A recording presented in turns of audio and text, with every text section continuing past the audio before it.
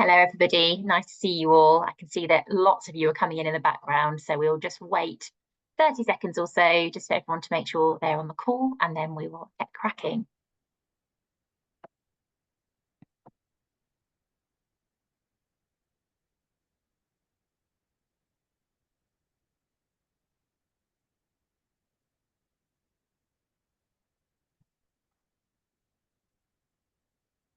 I'm slowly ticking up some numbers, so I'll just wait a few more seconds.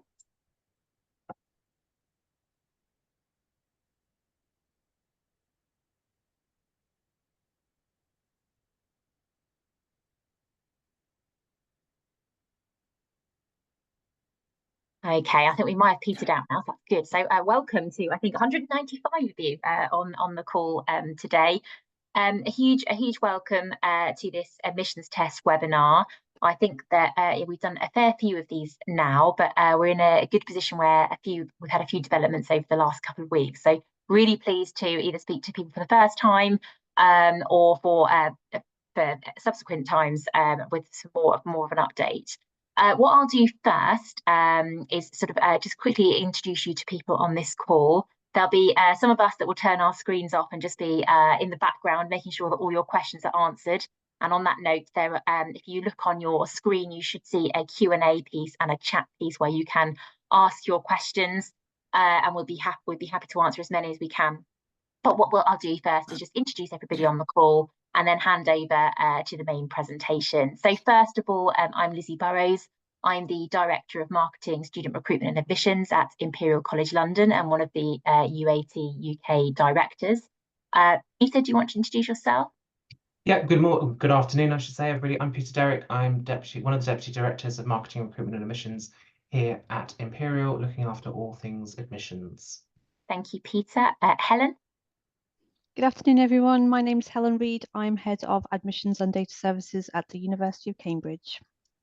And Mark? Hello, I'm Mark Shannon. I'm the Head of Test Development at UAT UK. And Emma? Hello, everyone. I'm Emma Voigt. I'm the Programme Manager for UAT UK, so overseeing kind of day-to-day running of the tests. Excellent. Thank you very much, everybody. So all those people will probably now turn off their screens and just be helping in the background. And now I'll hand over to Peter, who's going to give the main presentation today. Thanks very much. Over to you, Peter. Thanks very much, Lizzie. So as Lizzie mentioned a moment ago, we are going to be doing a bit of a recap today on information we've previously shared, but we're also going to be adding in some new developments regarding bursary vouchers and access arrangements and timelines as well that have now been secured. As always, Lizzie's done some introductions for us, but if you've got any questions, please don't hesitate to pop them in the Q&A section down the bottom or in the chat. So either is absolutely fine. And what we'll do is we'll answer them either during the session if it's pertinent, and there's going to be plenty of time at the end.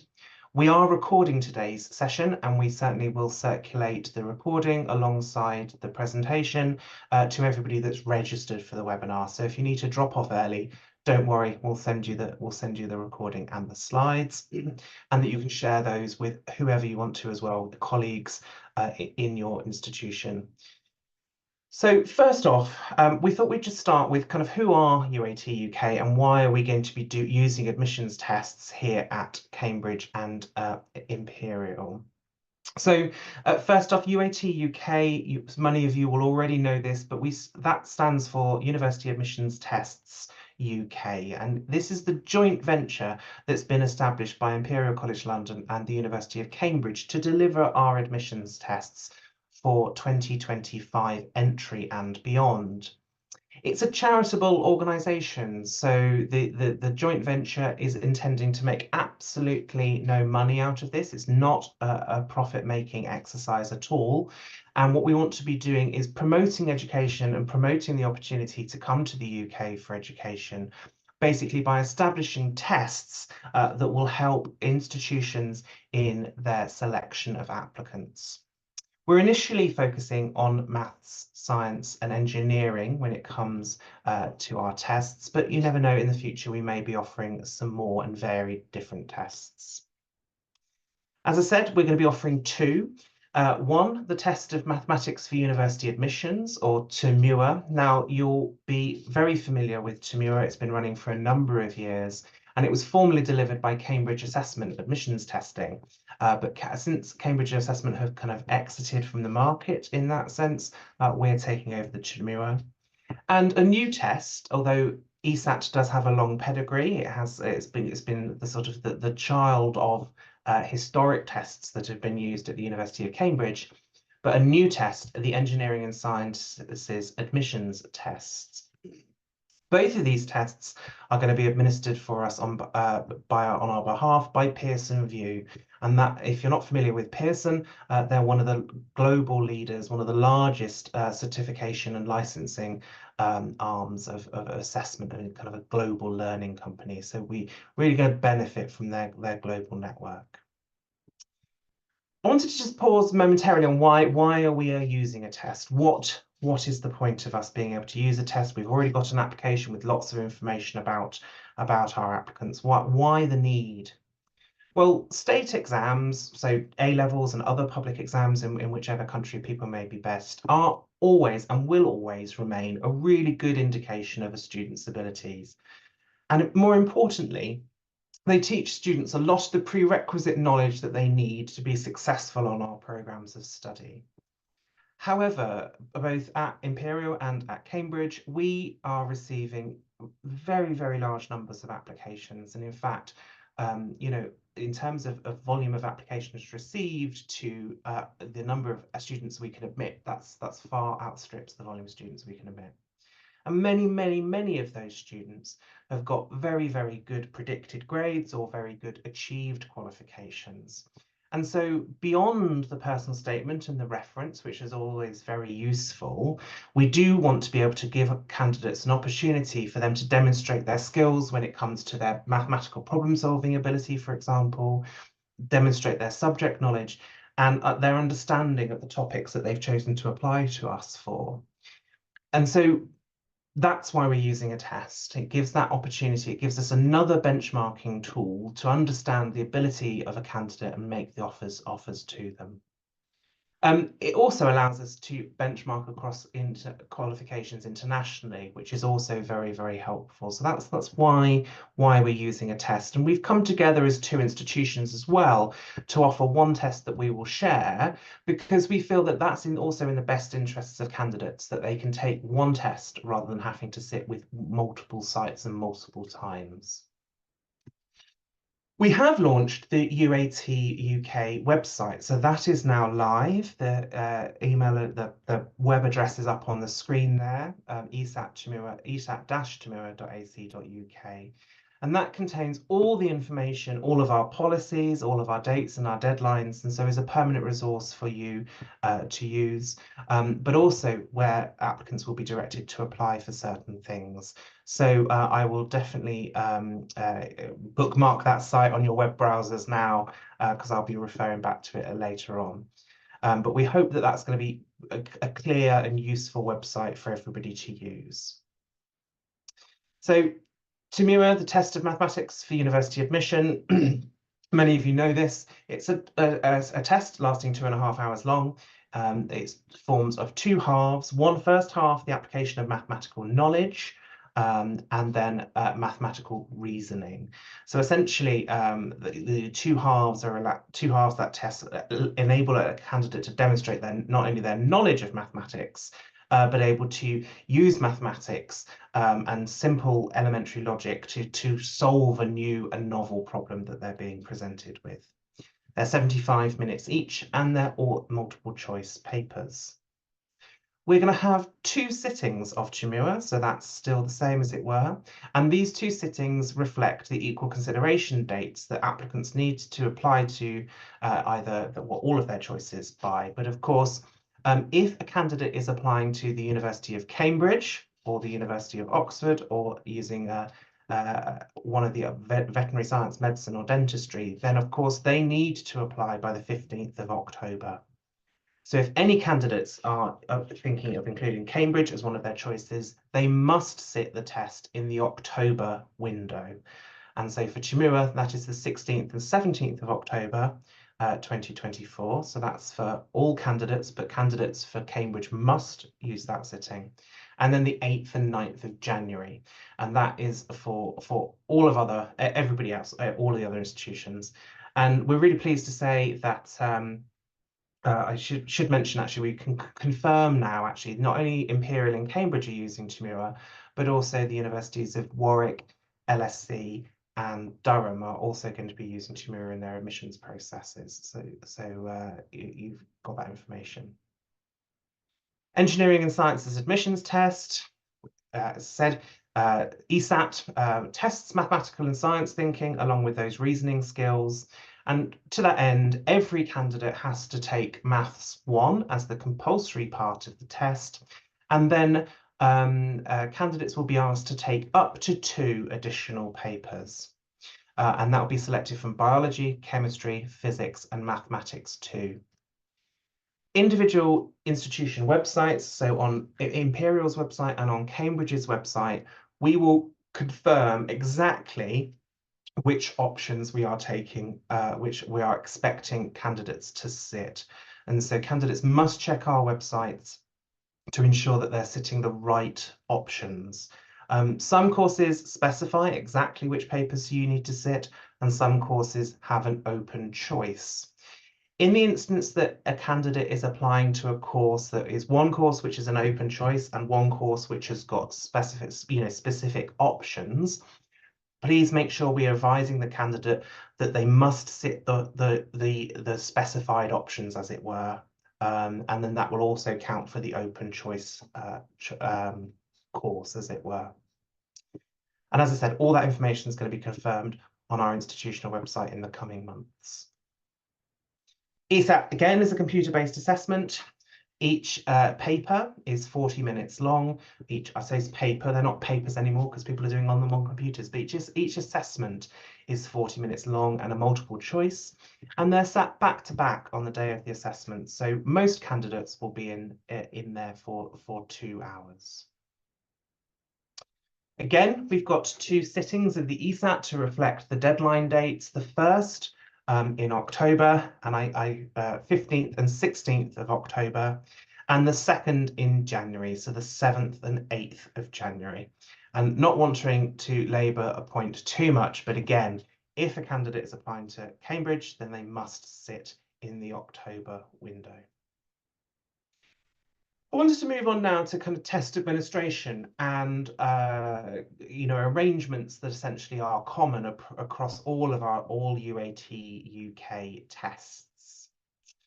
And first up, we wanted to talk about test centres. So we are taking advantage of Pearson's global network of test centres, and so tests must be sat in a test centre rather than sometimes in previous arrangements in British Council venues or schools or colleges. So we must sit in a Pearson test centre. There's over 5,500 different test centres in 180 different countries.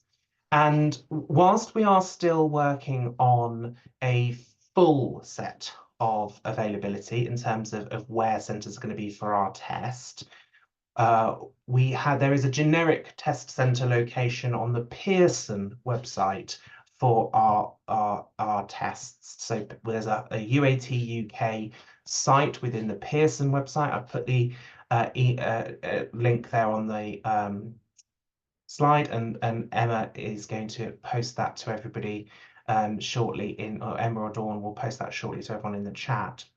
But on that site, there is a kind of a generic list where you can look at all of the Pearson test centres and find those available. But we're working through our capacity data with Pearson to make sure that there's availability where our applicants are applying to. So as soon as that goes live, people will be able to see that. And of course, students need to self-register for the test on the Pearson website. When it comes to how to register for a test, we really want applicants to be able to, just to do them themselves. They need to take that responsibility on, but it is a 2-step process. So first up, a candidate must go onto the Pearson View website and register, essentially. It doesn't take too long in terms of filling out the form, but it can take up to 24 hours for their candidate ID to be generated. candidates must register using their legal name. And so we recommend candidates do that as soon as they are able to do so. If a candidate is returning and has previously done the test, then there's a different procedure for them to follow, but that's made very clear on our website. Once they've registered for their account, the next step is to book a test. So they log on to their account, find the location that's most convenient for them, and then book the test and ultimately pay for the test. It's important to note, though, that if a candidate would like to have access arrangements or use a bursary code to pay for their test, they must apply to UAT UK before booking their test for us to be able to give them a code to do that. And I'll come on to the details of that in a moment. As always, full details all about with a guide on how to register step by step is on our website esat-tmua.ac.uk. Now, this is new. We haven't kind of shared this with you before, but this is now the finalised timeline for the October sitting of the TMUA and the ESAT. So candidates can already go onto the Pearson VUE website and create themselves their ID. So we can recommend that students do that now, because that's one less job for them to think about, one less job for them to do. On the 3rd of June, we are going to be opening applications to UAT UK for access arrangements and bursaries, and I'm going to come on to the details of those in a moment. 1st of August, test registration opens. So from the 1st of August, this is when candidates can go onto the Pearson VUE website and actually book a test. We have to close slightly earlier test registration for candidates that require access arrangements. So on the 29th of August, unfortunately, we have to close registration for candidates with access arrangements. So by that, I mean candidates that need additional time or additional equipment or separate rooms or those sorts of things. That has to close slightly earlier to make sure that we've got enough time to put those arrangements in place and make sure people's needs are catered for. Online registration for everyone else closes on the 16th of September, and then we actually finally close registration on the 1st of October. Between the 16th of September and the 1st of October, people can phone in to the Pearson VUE Customer Services Centre and make a booking. And then we've got the testing windows. And then we are expecting to be able to publish results to candidates the week commencing the 25th of November. Don't worry about jotting all these dates down. We'll send these slides out to you, and all of these dates are available on our website as well. As you would imagine, the January test sitting follows a very similar kind of timeline. Regardless of whether somebody wants to sit in January or October, they can go ahead now and create their Pearson VUE accounts. Applications for bursaries are open in September for those and access arrangements for those that want to sit in January. And test registration opens on the 24th of October for people expecting to sit in January. As I said, test registration closes for those requiring access arrangements 24th of November. And then finally, on the 9th of November, the online registration closes and we switch over to making bookings by telephone. And on the 23rd of December, that's the absolute cutoff for test bookings. And then the windows there for the testing, and we're expecting to make results available to candidates on the week commencing the 17th of February. So those are our timelines. Of course, what we will do is make sure that we keep those timelines under review. So we're going to sort of see how it goes this year. We're very open to feedback from applicants and from yourselves, from colleagues in the secondary sector, as to how we could make that timeline work better. But with this, that's what we're going to try for this year. In terms of bursary vouchers, so applicants, if they would think they're entitled to a bursary voucher, must apply to UAT UK for a bursary voucher before they book their test. So we can give them a unique code that they can enter into the website and use that to pay for their test. The bursary voucher scheme is open to UK candidates who feel that they're in financial need. And in a moment on the next slide, I'm going to show you the eligibility criteria that either they have to or their parent or guardian have to meet. And then they have to just provide us with a little bit of evidence for that. Candidates can have a voucher code per test. So if in the unlikely instant they're applying to a course that needs TMUA and they're applying to another course that needs ESAT, they are entitled to 2 codes. So it's per test, so they can sit both those tests for free. And as I said, it's a one-time only voucher. So if there's any problems reclaiming it during their test registration, they'll have to come back to us and we can help them. We're opening applications, as you'll see from the timeline, ahead of the main test window. So what we hope and expect people to do is apply to us for their bursary voucher. So they've got it in their hand, ready for when the test window, test registration opens. Full details again on our website. The eligibility criteria for candidates is that they are either in receipt of free school meals or the 16 to 19 bursaries / the educational maintenance allowance, depending on which of the devolved administrations, which are the UK countries essentially, you are currently located in. Or the candidate or parent or guardian living in the same address as the candidate is in receipt of one of the following means tested government support. So universal credit, working tax credit, child tax credit, income support, job seekers allowance and employment and support allowance, again, depending on which administration you're in, or you are entitled to support under Part 6 of the Immigration and Asylum Act of 1999, or you're in receipt of the guaranteed element of the state credit pension. So those are our eligibility criteria. As always, all the details are up on the website, which also includes the evidence that we will expect the applicants to be able to submit to us. Candidates can apply to us for the voucher code and submit evidence at the same time or at a later date.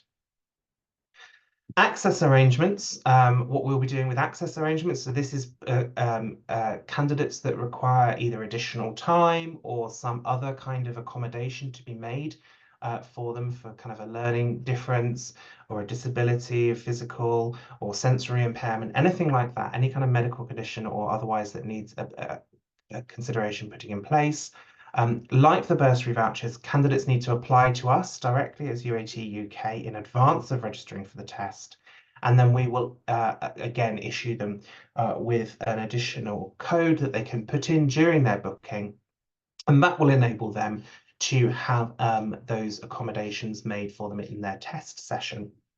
A full list is available on our website of all of the what is known as permitted comfort aids. Now, these are things that people are allowed to take into the test centre without any kind of pre-registration or pre-approval. So that might be, for example, an inhaler if somebody's asthmatic or those types of devices. And that's all that information is on the website, so people can check that ahead of applying for access arrangements. As we said, please get people to apply for those access arrangements in good time. They can always submit to us evidence later, as long as we've got the access arrangement request in, we can look at it and approve it, but we will require that evidence at some point. So the full details are on the website and timelines for applicants to follow.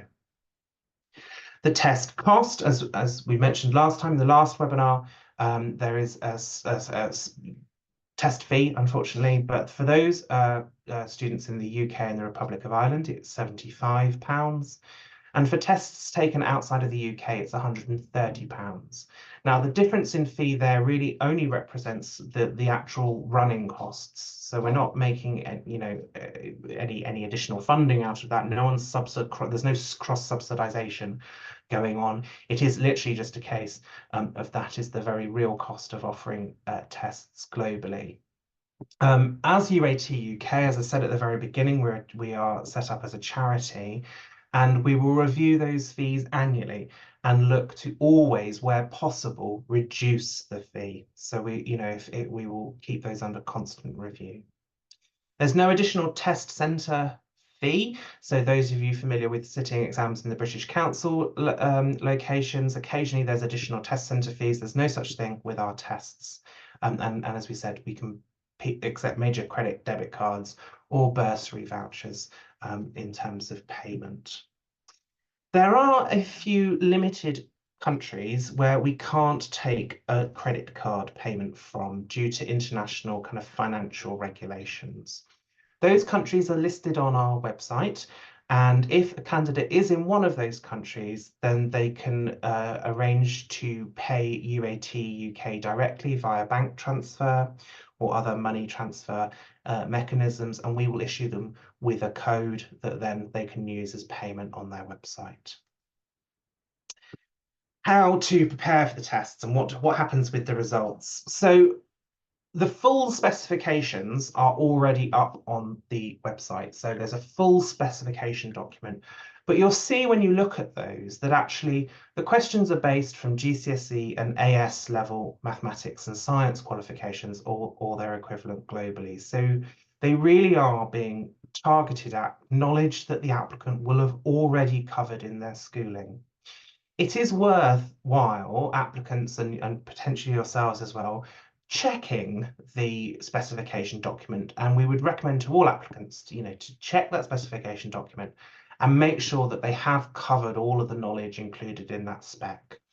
But other than that, we do not expect applicants to take any kind of preparatory course.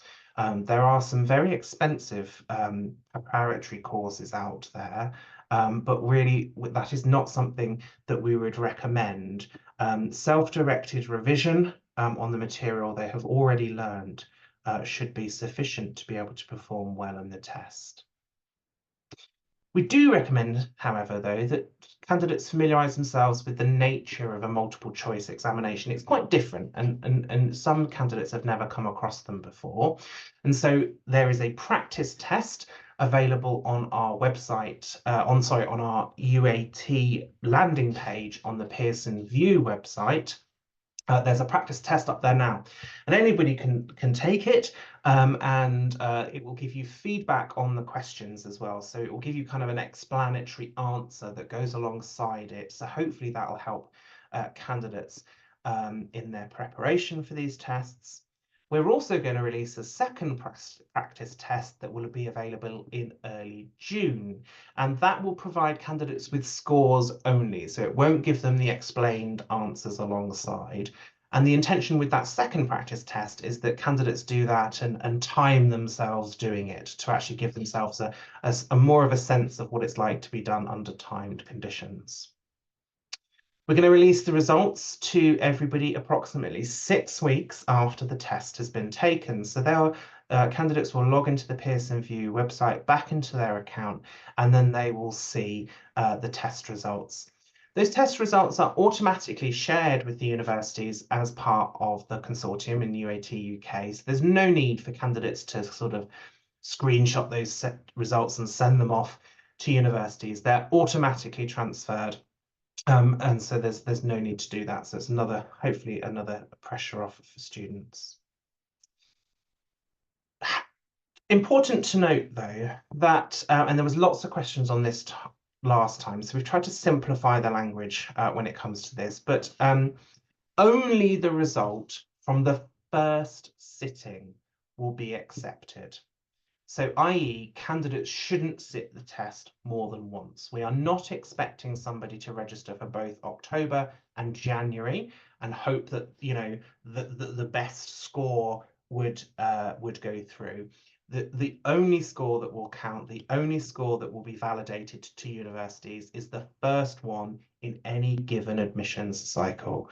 So if a candidate did sit in October, that's the score that goes to them. If the candidate sat in January, that's the score that goes. But if the candidate sits in October and January, effectively, they've wasted their money and their time sitting in January because only the October score will be used.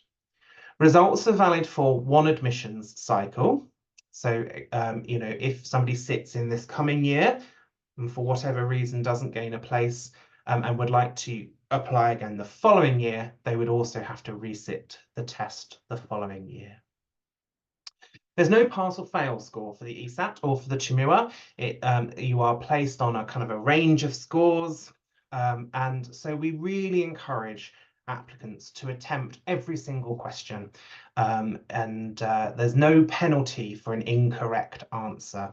So even if they're not sure, they should have a go at every question. They really should attempt all the questions and aim to do as best as they can in the time that they've got when they're doing the assessment.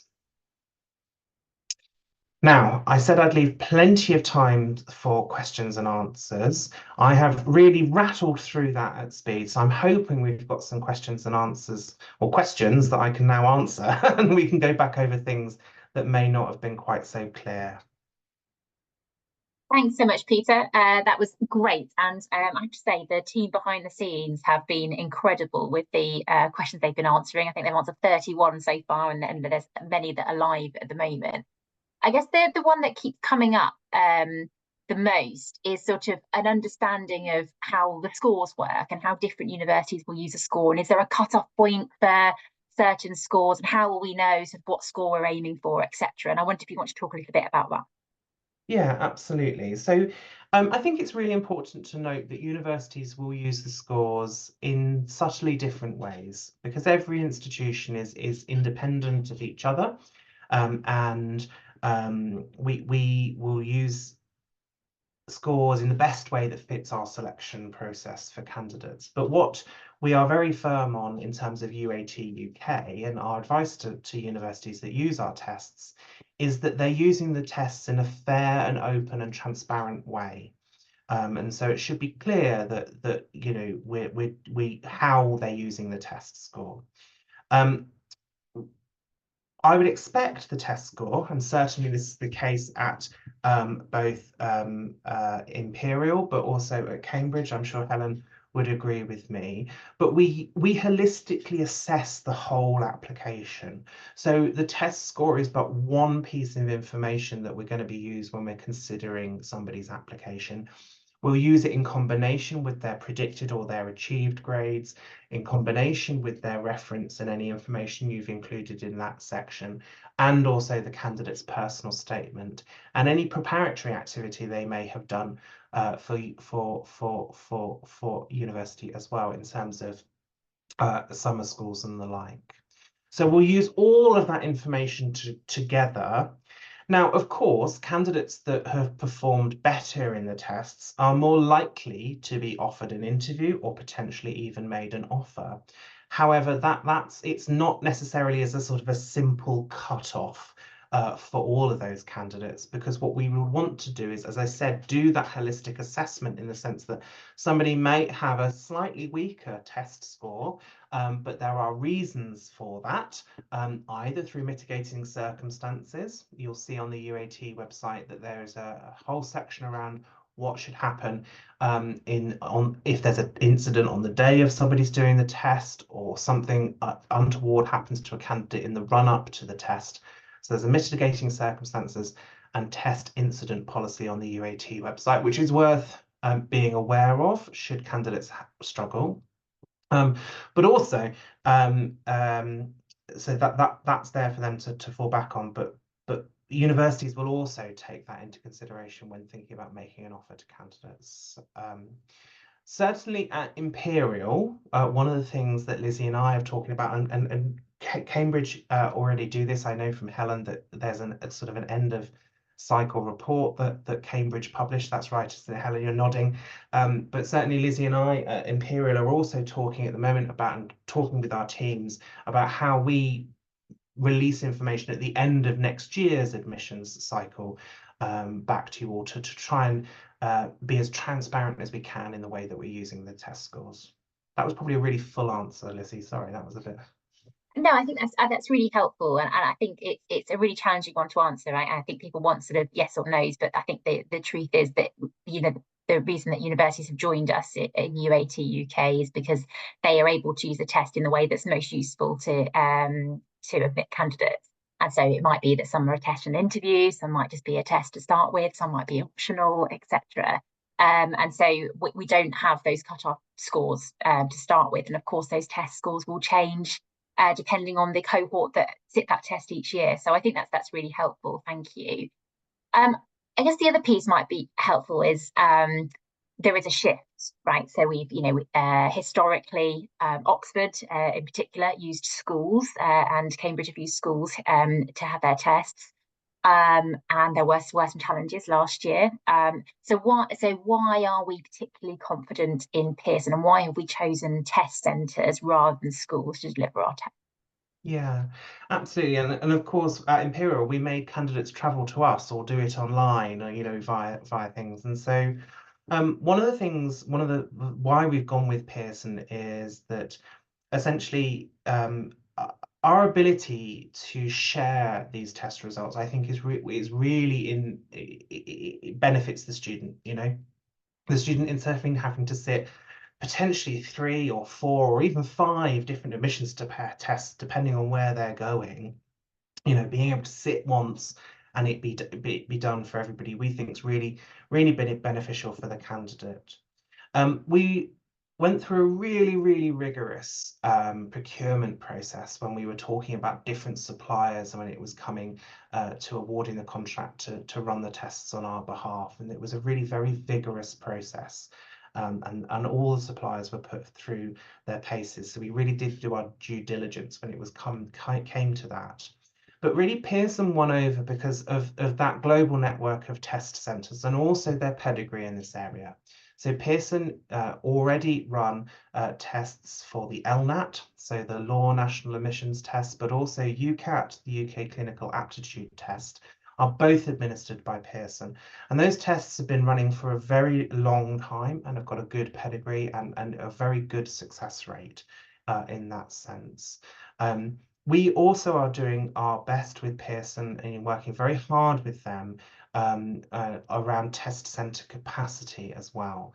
So we're really delving into kind of down to actually postcode of where, or zip code, I should say, if you're not in the UK, of where an applicant lives, and actually trying to plan out and map that capacity data onto Pearson's network of test centres. And so we are still working through that with them to ensure that we get the capacity that we need. And so that will be going live very shortly. But we've put a lot of effort into that area. And we meet very regularly with Pearson. We have weekly meetings, often more than once a week, on different topics with them, and really are huge amounts of work from Mark and from Emma and from Helen and Dawn and myself and Lizzie and the rest of the team, really kind of staying on top of Pearson and making sure that they're doing everything they need to do. So I'd say we've got high confidence, but we're going to keep the pressure up on them to make sure they deliver for us. Thanks, Peter. And I think that there's a few comments that have come through with sort of various experiences people have had with Pearson. So thank you for those comments. And I say it's well within our interest in UAT UK and all the universities that are using this test that they work. So we will take all of those comments. Thank you, and we'll make sure that we raise them in any upcoming meetings. So thank you so much for your feedback on them. Okay, there are some questions here around sort of multiple choice as a sort of a way to deliver a test. And I just wondered, just briefly, Peter, I appreciate you've already spoken for a lot already, but sort of how multiple choice is perhaps more beneficial, or we're seeing it as the best way to assess a candidate rather than maybe sort of free form. Yeah, absolutely. I think with a multiple choice assessment, candidates are still having to do the thinking in that sense. So, it's not like they're just guessing at a response. Multiple choice in terms of assessment pedagogy has got a really strong and really long pedigree there. And actually, multiple choice assessments are used quite extensively in assessment at HE level as well. It's a way that we test our undergraduate students. The student will be presented with the question, and they still have to go through the steps in their head to get to the end answer, to select the correct option.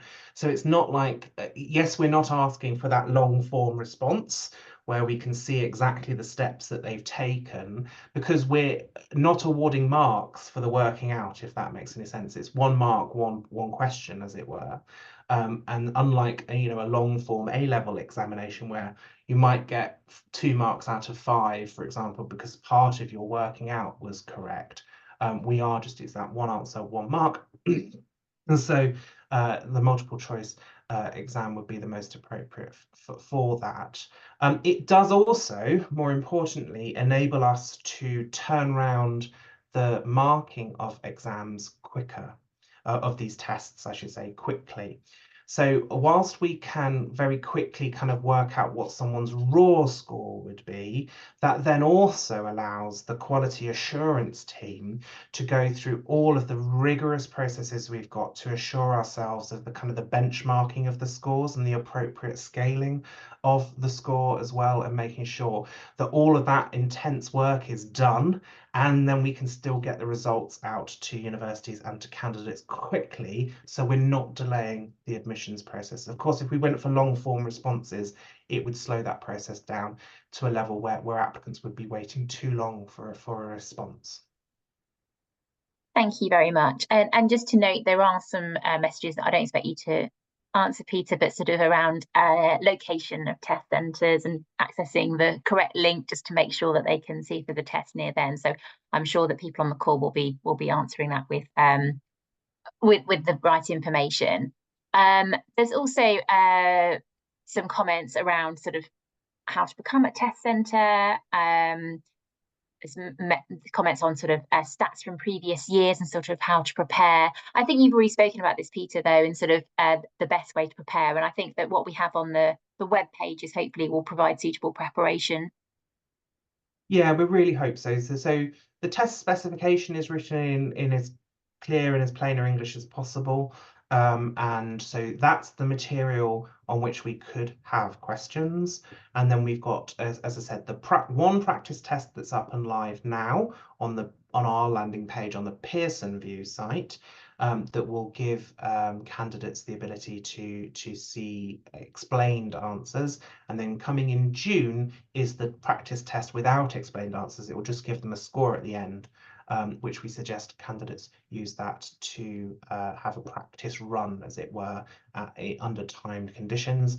And just revising material that they've already covered should be enough, should be adequate preparation for the tests.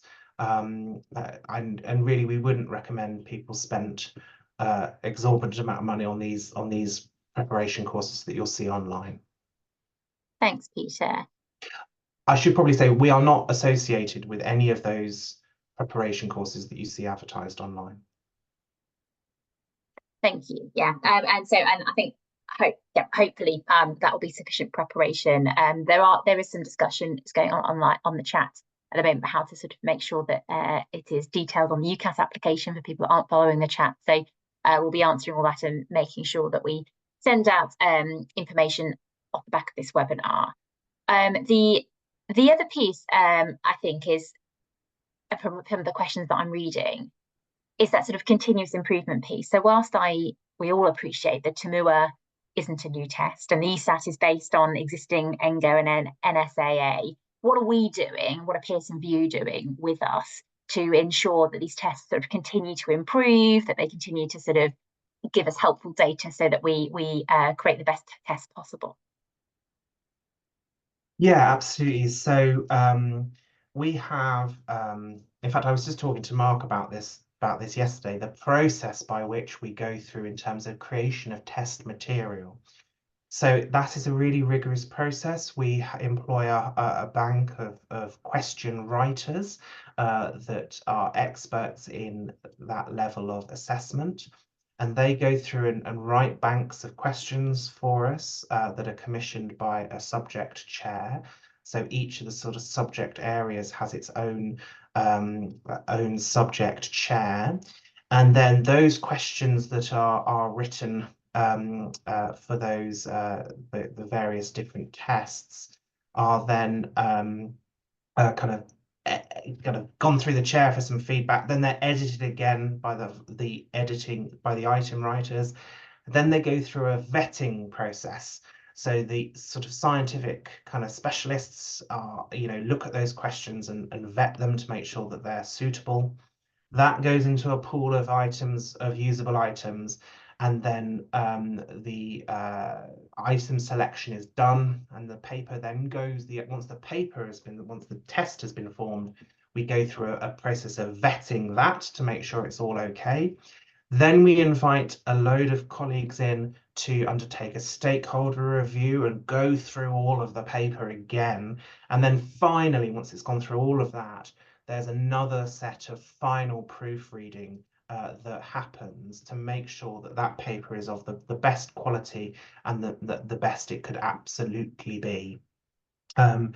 We have a whole team available to us as well through Pearson in terms of psychometricians and statistical experts that look at the test and monitor by test item, in fact, pass rates and people that get the question right and wrong and where they come from in the world and various different aspects of that question.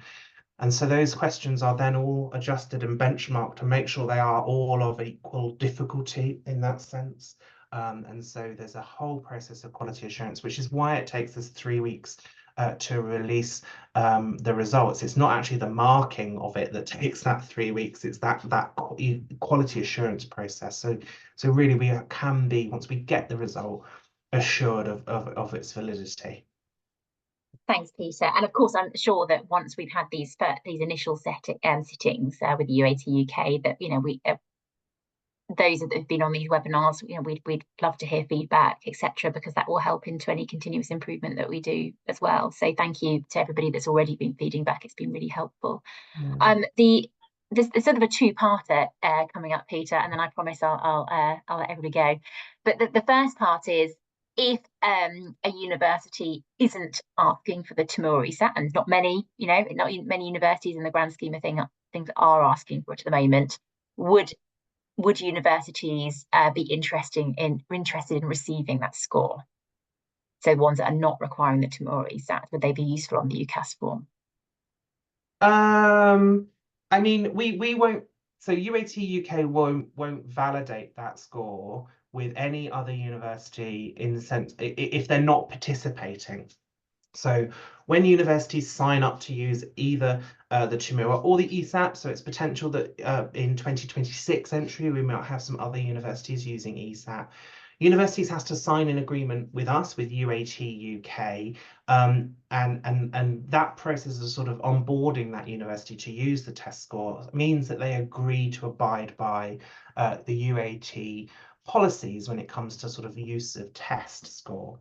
So whilst the test score is the candidates, and the candidate can share that test score with anybody they want, their mum, their dad, their dog, pop it on Facebook, whatever. We will only UAT UK will only validate that score to participating universities. And we automatically distribute that score to those universities. So in essence, there's nothing, applicants don't have to worry about going back onto UCAS and adding that extra information in. It's done for them in the background behind the scenes. So hopefully that should be nice and easy for everybody. Thank you. And whilst we know Imperial, Cambridge, LSE, Warwick, Durham are taking either the TMUA or the ESAT for 2025 entry. So for entry in September 25, so that means either a sitting in October this year or January 25. Are there any other universities that might join us? And if so, when? So we're talking to a range of universities in the UK that have got lots of applicants for their courses. So typically these are courses that are quite difficult to get into. They're quite selective in that sense. They've got lots and lots of applicants. And we're talking to them now about potentially them using the test for 2026 entry. And of course, we'd probably like to make that announcement in good time. So obviously people start distributing prospectuses and things like that early in 2025 for 2026 entry. So we may well see some more universities adopt either ESAT or TMUA, but we would welcome them with open arms. I think that the whole point of this venture is that we would like a candidate to improve the candidate experience and make sure that that they have you know, can use this test once rather than have to go off and sit multiple different choices, different tests. Thank you, and I think it's probably worth pointing out at this point, and you know, many people have talked about sort of test centres and security and some of the risks and challenges associated with that. It is one of the reasons that we haven't opened up the ESAT yet to other institutions, in that we want to be really, really positive that for the two universities, which are obviously quite large universities that attract large numbers of applications, we want to know that sort of we can absolutely deliver to that number of applicants before we sort of open the net wide, as equality is of paramount importance to us. So that's sort of behind that decision at the moment. But as Peter says, we are speaking to a number of other universities at the moment that have shown real interest in doing this, with the applicant being the centre of everything we're considering. Really, it doesn't make sense for universities to have different maths tests for the sake of sort of, you know, course content that we're all looking for sort of similar aptitude in. So that's sort of the reason behind some of those decisions. I think we're sort of probably getting towards the end of the questions. There's some very sort of specific questions in the chat that I'm sure the team will get through. So I'll leave them to it. So I think actually we're getting towards the end of our time. So what I'll do is I'll thank the panel very much for their help, particularly with all of the questions that they've been answering busily in the background. I can see that we've had 59 answered so far, 60 answered, and still several open. So thank you so much for everybody that's been very busy in the background, and thank you to you for attending. I think we had a peak of 274 on this call, which just shows the interest that people are having. So thank you very much. Please do continue to feedback. We have a QR code up on the screen that we would really welcome your input and ensure that we continue to listen to you as well. This is yes, this is going to be useful for university admission, but we need to make sure that it works as a sensible admissions tool. So thank you very much, everybody. Peter, was there anything else you wanted to say? No, just to thank everyone for their time today. We will absolutely be distributing the slides as well, and we'll collect up all the questions as well and turn them into an FAQ as well. So if we didn't get a chance to answer it during the course of today, you'll definitely have an answer. Great. Well, thank you very much, and thank you to all of you for attending. And keep the questions, keep the feedback coming, and hopefully we'll see you all soon. Thank you. Thanks very much, everybody.